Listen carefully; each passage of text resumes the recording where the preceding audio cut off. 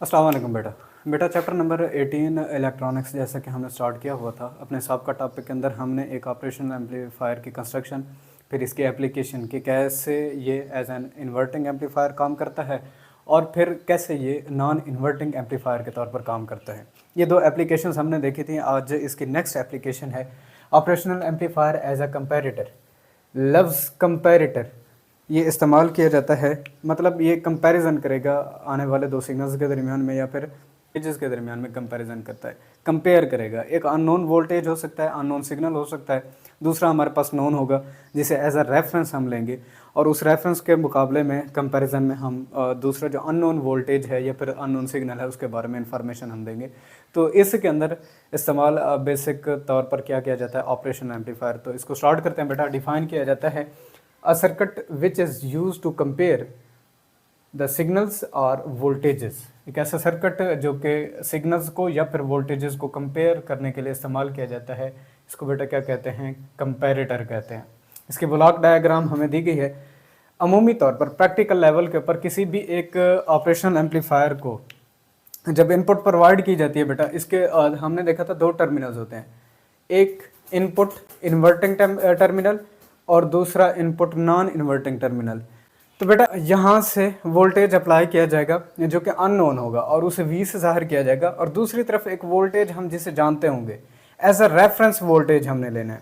देखिए बेटा, रेफरेंस उस वक्त लिया जाता है जब आप किसी चीज़ की नाप तोल कर रहे हो, मतलब आप किसी अननोन चीज़ को मालूम करना चाहते हैं तो उसके लिए रेफरेंस यूनिट्स बनाते थे। कोई रेफरेंस होता था जिसको सामने रख कर, उस मेयार को सामने रख कर आप दूसरी चीज़ की पैमाइश करते हैं। तो यहाँ भी यही मामला हमने करना है। हमने एक ऑपरेशनल एम्पलीफायर को एक नॉन वोल्टेज जिसे नॉन इन्वर्टिंग टर्मिनल के ऊपर अप्लाई किया जाता है और दूसरा एक अननोन वोल्टेज होगा जिसे इन्वर्टिंग टर्मिनल के ऊपर अप्लाई करके इन दोनों के दरमियान में कंपैरिजन कराया जाएगा। तो बेटा एक रेफरेंस वोल्टेज होगा और दूसरा बेटा आपके पास होगा वोल्टेज जिसका हमने कंपैरिजन करना होगा।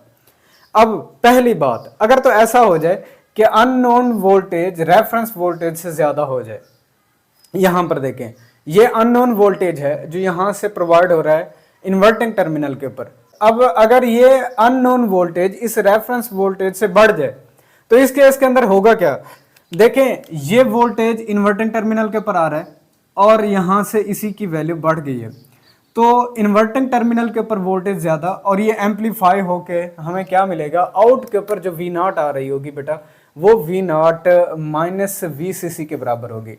मतलब क्या होगा कि आउटपुट वोल्टेज -12 वोल्ट के बराबर। अगर अननोन वोल्टेज रेफरेंस वोल्टेज से छोटा हो जाए, कम हो, तो उस केस के अंदर यहां से देखिए रेफरेंस वोल्टेज आ रहा होगा नॉन इन्वर्टिंग टर्मिनल के ऊपर और यही एम्पलीफाई होकर हमें आउट के ऊपर मिल रहा होगा। तो यहां से बेटा V नॉट हमारे पास होगा प्लस VCC के बराबर। तो इस तरह से हम कंपैरिजन करके बता सकते हैं। देखें प्लस VCC ये तो हम ऑलरेडी जानते हैं कि +12 वोल्ट के बराबर है, लेकिन हमने नहीं देखा था कि ये आने वाला वोल्टेज क्या कुछ है। तो इस रेफरेंस के कंपैरिजन में हम उसे कंपेयर करके किसी अननोन वोल्टेज के बारे में इंफॉर्मेशन दे रहे हैं कि ये कितना कुछ होगा, और वो डिसाइड कहां से हो रहा है, यहां से डिसाइड हो रहा है ऑपरेशनल एम्पलीफायर को इस्तेमाल करके। तो बेटा इसी के एक नेक्स्ट फर्दर एप्लीकेशन बन जाती है comparator as a night switch. कुछ बोर्ड्स के अंदर बेटा ये लॉन्ग क्वेश्चन के तौर पर भी आपका पिक किया गया है, लॉन्ग क्वेश्चन के तौर पर भी उसने उठाया हुआ है, आसान है, इजी है। तो इनडायरेक्ट वे से हम यहाँ ऑपरेशनल एम्पलीफायर को ही इस्तेमाल करेंगे as a night switch. Night switch क्या था कि मोस्ट ऑफ द स्ट्रीट्स के अंदर आपने देखा होगा कि एक ऐसे सर्किट्स जुड़े होते हैं, जब दिन होता है तो आपको लाइट्स स्ट्रीट्स के अंदर जली हुई ऑन नहीं दिखाई देती। जब दिन ढलता है लाइट की इंटेंसिटी कम होती है और रात का कुछ समा सा बनता है तो फिर उन्हीं स्ट्रीट्स के अंदर आपको लाइट्स ऑटोमेटिकली तौर पर ऑन होती हुई दिखाई देती हैं। तो उसके अंदर बेटा ये इस्तेमाल किया जाता है नाइट स्विच के तौर पर। किन को इस्तेमाल किया जाता है, कंपैरेटर्स को। और कंपैरेटर का काम क्या कर रहा था, ऑपरेशनल एम्पलीफायर। तो इनडायरेक्ट वे से ऑपरेशनल एम्पलीफायर ही एज अ नाइट स्विच काम कर रहा होता है। तो कैसे ये काम करता है, here is a block diagram. यह आपके पास एक ऑपरेशनल एम्पलीफायर है, inverting terminal, non inverting terminal. अब दो टर्मिनल्स के ऊपर, इन्वर्टिंग टर्मिनल के ऊपर LDR एक डिवाइस और इसके साथ R3 रेजिस्टेंस को 3/3 जोड़कर एक पोटेंशियल डिवाइडर बना लिया जाता है। ठीक है बेटा, पोटेंशियल को डिवाइड करने वाला एक सर्किट बना लिया जाएगा और वही नॉन इन्वर्टिंग टर्मिनल के ऊपर R1 को और R2 को इस तरह से जोड़ा जाएगा, एक ये सेकंड पोटेंशियल डिवाइडर बन जाएगा, पोटेंशियल डिवाइडर। अब दो तरह के पोटेंशियल डिवाइडर लगा दिए जाते हैं एक ऑपरेशनल एम्पलीफायर के साथ, और इधर से कोई ना कोई इसे इनपुट भी दी जा रही होती है VCC की फॉर्म के अंदर, ठीक है, और वो प्लस के ऊपर दी जा रही है और इसके दूसरे टर्मिनल को बेटा ग्राउंड कर दिया जाता है। यहां हमें V0 यानी कि आउटपुट वोल्टेज मिलेगी। अब होगा क्या, यहां से गौर कीजिए।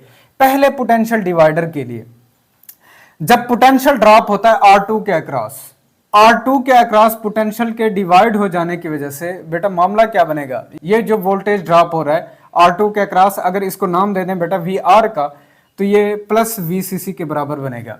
ओहम लॉ V बराबर होता है IR के, ये हम ऑलरेडी पढ़ चुके हैं। अब यहां से हमने चूंकि V रेफरेंस वोल्टेज ये यहां से फाइंड करना है, रेफरेंस वोल्टेज यहां से बेटा फाइंड करना है, तो उसके लिए VR रेफरेंस वोल्टेज I वैसे रहेगा, और चूंकि ये रेजिस्टेंस R2 के अक्रॉस हम फाइंड करना चाहते हैं तो हम इसे यहां R2 इस्तेमाल कर लेंगे। I आपके पास बराबर, देखिए VCC यहां से आ रहा है और रेजिस्टेंसेस कितनी जोड़ी थी आपने, R1 और R2, चूंकि आपने इनको सीरीज के अंदर जोड़ा हुआ है तो इन दोनों का सम आपके पास आ जाएगा। क्लियर बेटा, तो यहां से करंट आपके पास फाइंड हो गया। VR रेफरेंस वोल्टेज के अंदर I की ये वैल्यू आप रिप्लेस कर दें, VCC divided by R1 R2 into R2, या आप सिंपलर इसे लिख सकते हैं R2 divided by R1 plus R2 into VCC, आप इसे लिख सकते हैं कि R2 के ऊपर जो पोटेंशियल डिवाइड हो रहा होगा, जो ड्रॉप पोटेंशियल होगा, वो हमने यहां से कैलकुलेट कर लिया।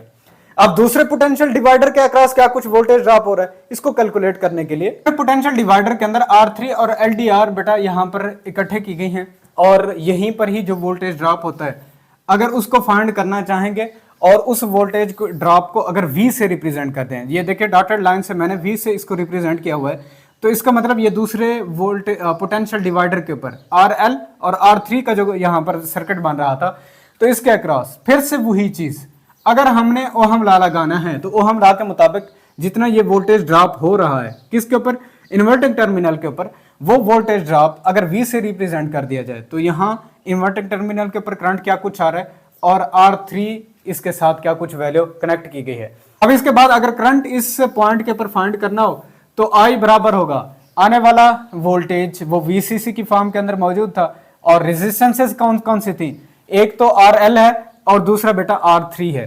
हियर इज RL क्या है बेटा, LDR जिसे हम कह रहे हैं, जिसे कहते हैं light dependent resistor. Short question के तौर पर आपसे पूछ चुका है what is a light dependent resistor, एक ऐसा रेजिस्टर जिसकी रेजिस्टेंस लाइट की इंटेंसिटी से अफेक्टेड हो। कैसे बेटा, अगर दिन में लाइट ज्यादा से ज्यादा हो, लाइट की इंटेंसिटी ज्यादा हो, तो इसकी रेजिस्टेंस बेटा हमेशा स्मॉलर रहती है। इंटेंसिटी ऑफ द लाइट ज्यादा तो इसकी रेजिस्टेंस स्मॉल, लेकिन जैसे ही लाइट की इंटेंसिटी घटती है तो इसकी रेजिस्टेंस बहुत ज्यादा हो जाती है, हाई हो जाती है।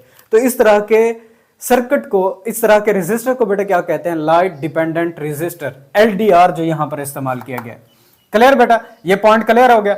अब करंट की वैल्यू तो हमें यहां से मिल गई, VCC आ रहा था, रेजिस्टेंस क्या थी RL प्लस R3, ये LDR की रेजिस्टेंस को अगर RL से रिप्रेजेंट किया हुआ है और दूसरी जो रेजिस्टेंस इसके साथ जोड़ी गई थी इन्वर्टिंग टर्मिनल के ऊपर बेटा ये R3 बन जाती है।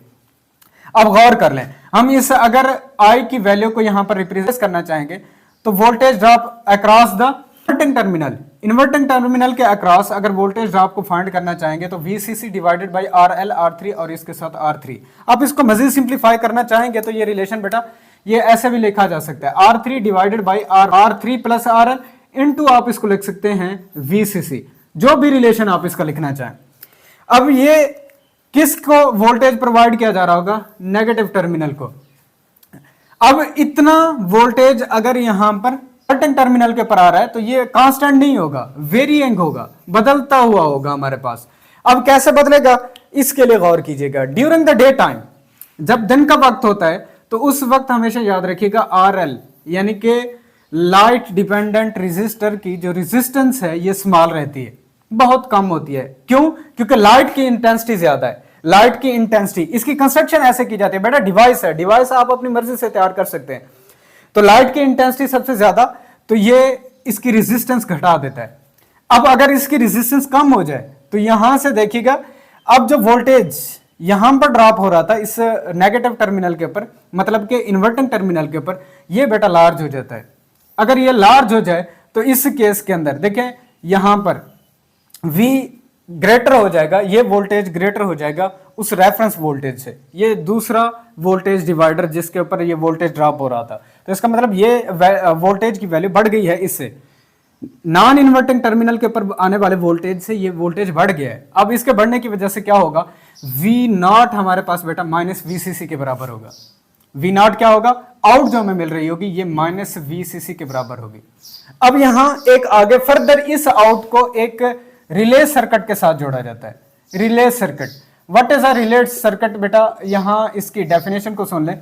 हमारे पास ये इलेक्ट्रॉनिक स्विचेस होते हैं जो कि किसी दूसरे सर्किट को उस वक्त ऑन ऑफ करते हैं जब किसी एक्सटर्नल सर्किट से इनको सिग्नल्स आ रहे हो। तो इलेक्ट्रिकल सिग्नल्स बैरूनी किसी सर्किट से ये रिसीव करते हैं और ये किसी दूसरे सर्किट को बेटा ऑन ऑफ कर देते हैं, ये कहलाते हैं रिले सर्किट्स। ठीक है बेटा, मतलब ये सारे का सारा जो ऑपरेशनल एम्पलीफायर है इसकी आउट को प्रोवाइड किया जाएगा यहां पर। अब एक रिले सर्किट उस वक्त ऑन होगा, ये उस वक्त बेटा ऑन होता है जब यहां से V नॉट प्लस VCC के बराबर आ रही होगी। अब मामला क्या है, दिन के वक्त तो ये माइनस VCC आ रहा है, तो ये कभी रिले सर्किट आगे फर्दर लाइट के सर्किट को ऑन ही नहीं करता। उसकी वजह यह है कि प्लस VCC नहीं आ रहा। जब प्लस VCC आएगा तो उस वक्त रिले सर्किट आगे लाइट के सर्किट को ऑन कर देगा। अब वो कब आता है, ड्यूरिंग द नाइट टाइम, जब रात का वक्त होता है तो यहां LDR की रेजिस्टेंस हाई हो जाती है, बहुत ज्यादा हाई हो जाती है, और इसी नेगेटिव टर्मिनल के ऊपर जो वोल्टेज ड्रॉप हो रहा है इसकी वैल्यू बेटा क्या हो जाती है, स्मॉल हो जाती है। इसकी वैल्यू कितनी स्मॉल हो जाती है, ये वोल्टेज इस VR से घट जाता है। ठीक है, VR की वैल्यू बेटा कितनी बढ़ जाती है, किससे, V से। अब जैसे ये बढ़ेगा तो आउट जो यहां मिल रही होती है वो प्लस VCC की सूरत के अंदर मिल रही होती है। आउट वोल्टेज यहां VCC की सूरत में मिलने लगेगी। अब क्या होगा, रिले सर्किट फौरन से अगले सर्किट को ऑन कर देगा और यूं लाइट्स ऑन हो जाती हैं। ठीक है बेटा, और यूं लाइट्स ऑन हो जाती हैं। तो ये इस्तेमाल है इसका अमूमी तौर पर हमारी स्ट्रीट लाइट्स के अंदर जो मैक्सिमम इस्तेमाल की जाती हैं। देखिए किसी किस्म का कोई कनेक्शन नहीं है, हमने जस्ट कंपोनेंट्स जोड़ दिए, आगे वो कंपोनेंट्स इसी सारे के सारे की बुनियादों पर काम करते हुए हमारी स्ट्रीट्स की जितनी भी लाइट्स हैं इनको ऑन कर देते हैं। तो ये था बेटा आज का हमारा आखिरी topic, operational amplifier as a comparator कैसे काम करता है, फिर कंपैरेटर को नाइट स्विच मतलब जितनी भी हमारी स्ट्रीट लाइट्स हैं इनके अंदर कैसे इस्तेमाल करते हैं। होप सो आपको वीडियो पसंद आई होगी। इंशाल्लाह अपने नेक्स्ट लेक्चर में मिलेंगे। इजाज़त दीजिए, अल्लाह हाफिज़।